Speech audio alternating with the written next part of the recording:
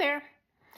So in addition to doing the healing work for the past 16 years, I am also a savant artist.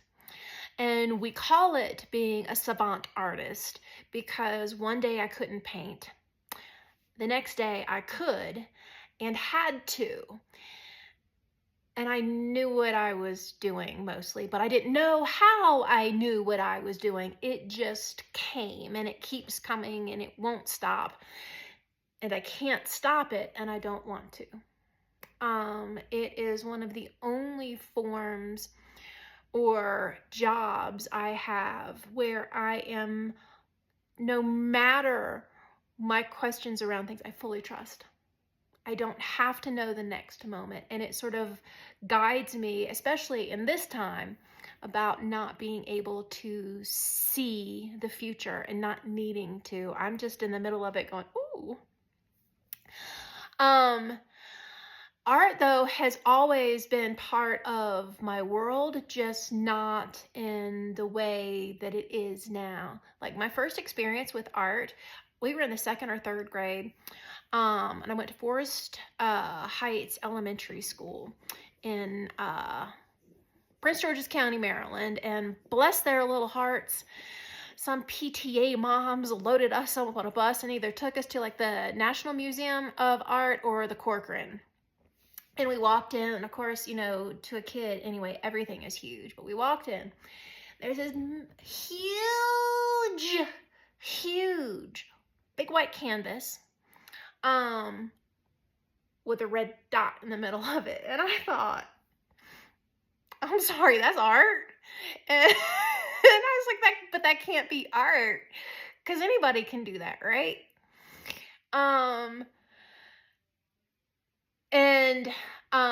I did take an art class for what was like a sketchy. And there's a picture my dad took of me in my very ugly, like, prairie girl dress and whatnot. But I never really had interest in it. It was woven into my world, though, in the middle of the past few years. Well, not past few years. Back in 2015, there was a woman who now lives in Wichita, Kansas, who, when I couldn't receive all of the information that ancestors in the ground needed to give me, she would pour acrylic paints and say, hey, I made this for you.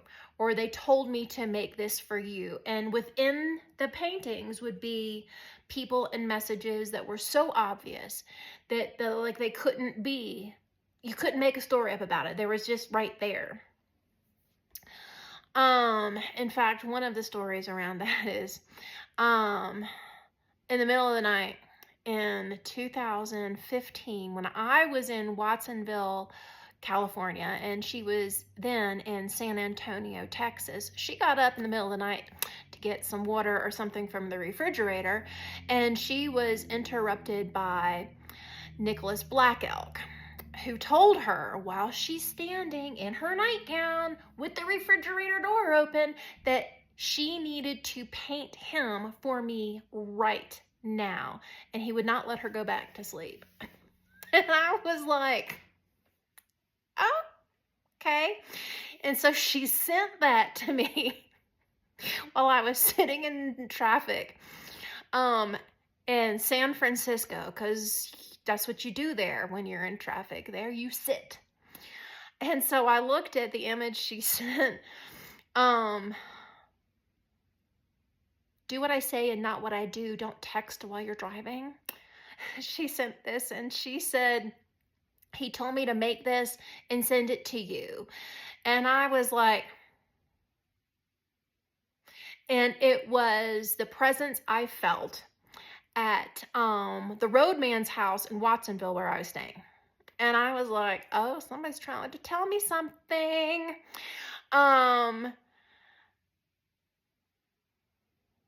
it's just, we no longer have that kind of relationship, but her paintings were often maps for me.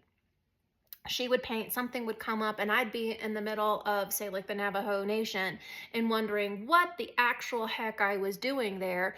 And she would have given me an image, and I would say, oh, that's what we're doing. But I'd never had any real interest. Like coloring books, I would buy thinking they'd be therapeutic, and I would just never bother. The lines annoy me. Also, the lack of patience, which doesn't generally annoy me, is not conducive to that. And so when this came up in my world, when this was like, hey, surprise, you're an artist, I was like, whoa,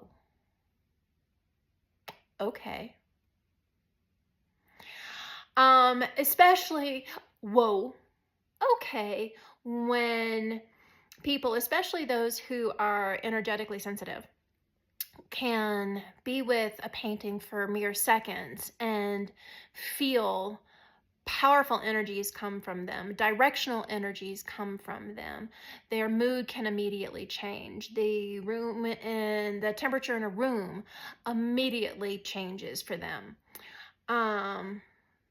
Physical illness has disappeared. Not all from all the paintings, mind you, just a couple. It's a wild ride.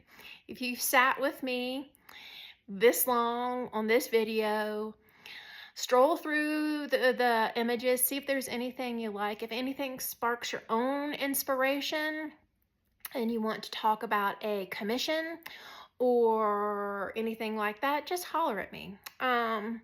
Also, I make these paintings for other people. They need to move. If there's one that strikes your fancy and you know it's for you, because you'll know, make me an offer.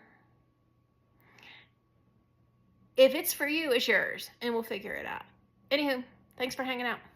Bye.